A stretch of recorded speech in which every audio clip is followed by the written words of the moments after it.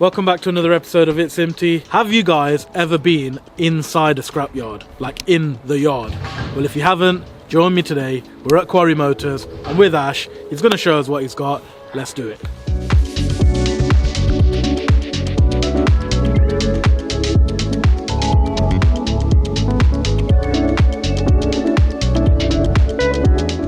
Come on then, Ash.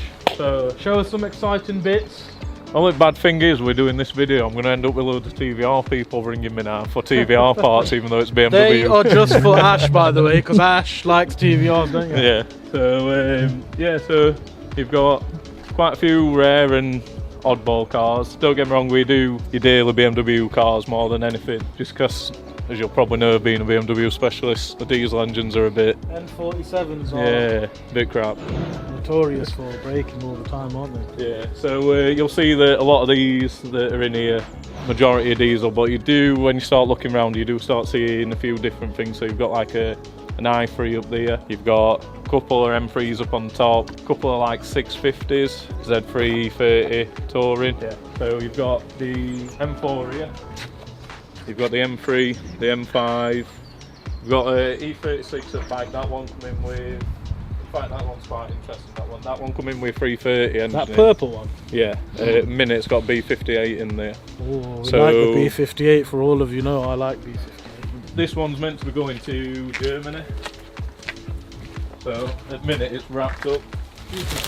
But you can see there that it's got B58 in, so that'll be going out as a kit form for somebody to swap a B58 into an E36. What are your views on B58? Now we're on this topic.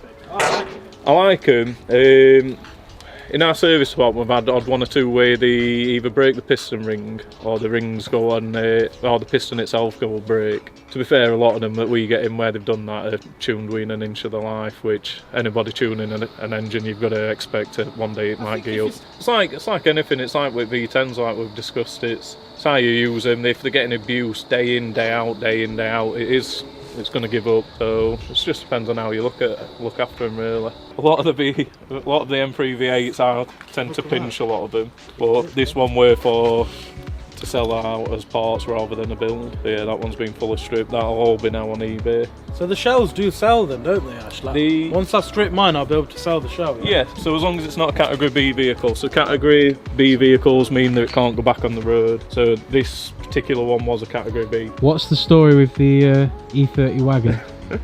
So that's another, it's quite funny, that one. So we do send quite a few of the touring models to America just because they didn't make the E30 Tourer over there. Yeah, they like them there, don't they? Yeah, so we sent it over there with 3 other cars in a shipping container, and just because they found a snail on the gear lever, it's ended up coming back and it's sat here. So I think so we've got another branch in Naples, Florida. I think in total it's cost about $14,000 and it's back here. All because of a snail? All because of a snail. It's the dearest snail you'll ever come across. So yeah, so now we don't send it back over. I think it's just going to sit on here till we decide to do something with it. But yeah, the V10 here, so this one sat here, it is for sale, but I'm trying to put everybody off buying it, flipping it, just because I'm in two minds whether to fit it into a Z4M coupe. So, but I'm in two minds yet what to do, whether to go with the normal engine, which is the S54, S65, because I like the S65s, or whether to do the S85. So yeah, options, keeping them open. Now there's something really nice in here. I would say one of the best looking cars ever made. E30 M3 in red. Let's have a look around. What's the story with this then, Ash? So the E30, my old man bought this about, it's got to be about 10, 11 years ago, with the intention of putting it back to its former glory. It looks clean from a distance, but of course it does want quite a bit of welding work. It is old.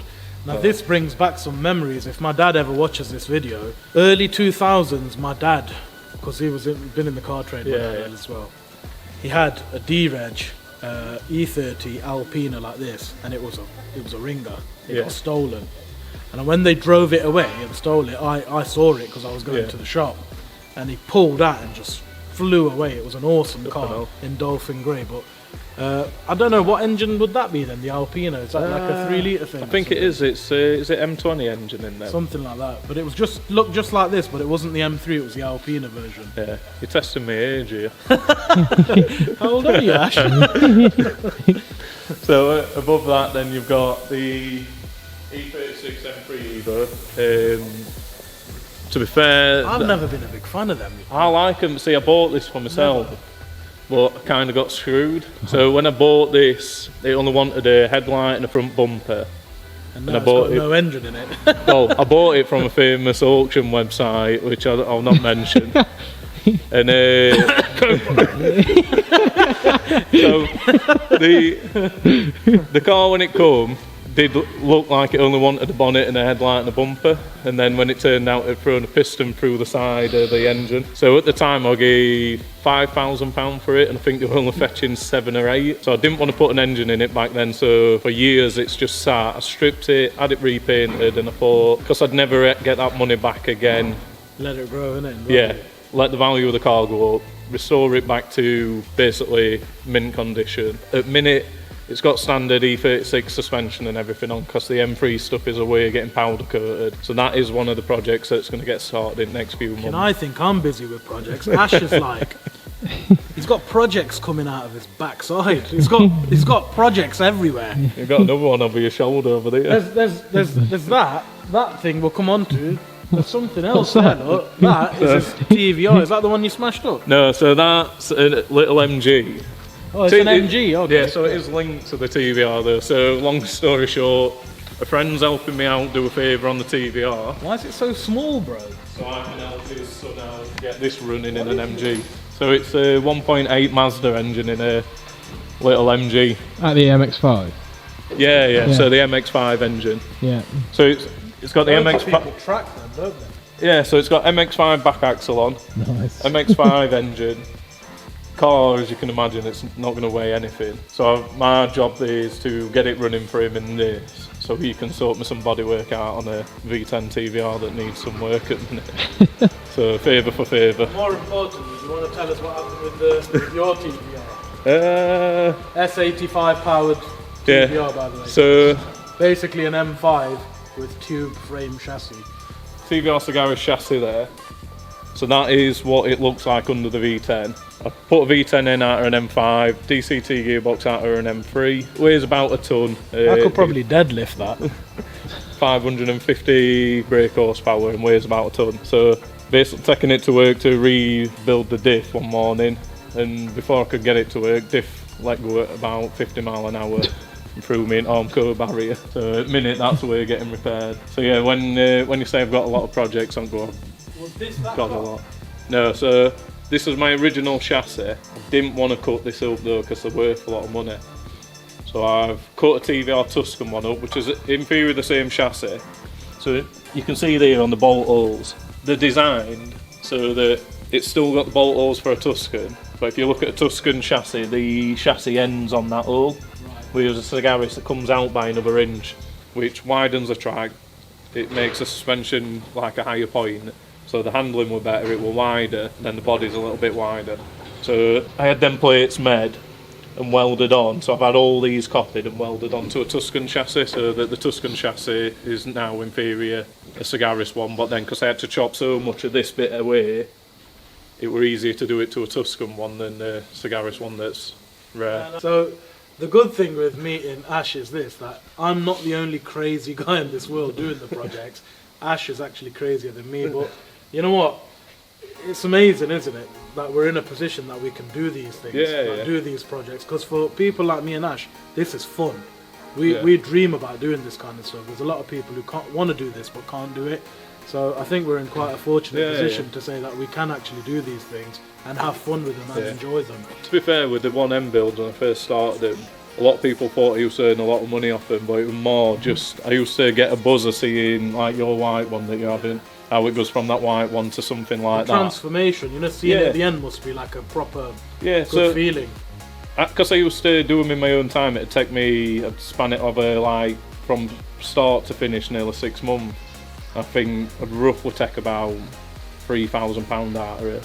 So over that like length of time, it weren't really good money at all. Well, it weren't good money at all. It was just more the excitement of seeing how you can make a standard 1 Series looking to look like that. Wow.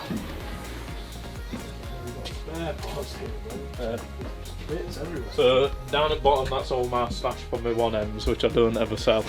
They're the original 1M wheels, aren't Yeah, they? so they're normally not allowed where them wheels are in round corner, because that's like my 1M headlights, my M359 wheels. I never sell a set of them whenever they come in.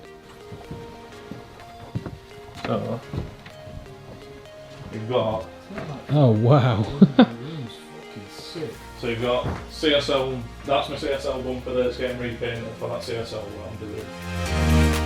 MZ seats, they're the performance seats what I put in them, but they're an original set. They're like £4.5–5 grand now for a set of them. What were they originally out of then? You could spec them up from BMW, but now they're discontinued.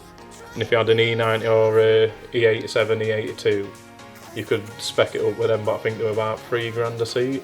Oh wow, so they're rare then. Yeah. So I hope you enjoyed that little Wonderland tour at Quarry Motors in Sheffield. Ash, thank you so much for letting us come here and have a look around. Yeah, no You've worries. got some bits in there that blew my mind. He's got the rarest stuff in there. Obviously, all I can say is thank you. Yeah, no Guys, if problem. you need any parts for BMWs, Quarry Motors, give them a shout and they'll sort you out. And I hope you enjoyed the video. Hit the subscribe button and go follow Quarry Motors as well. See you for the next video. Does this mean I'm going to get a load of phone calls for my performance seats now? Probably.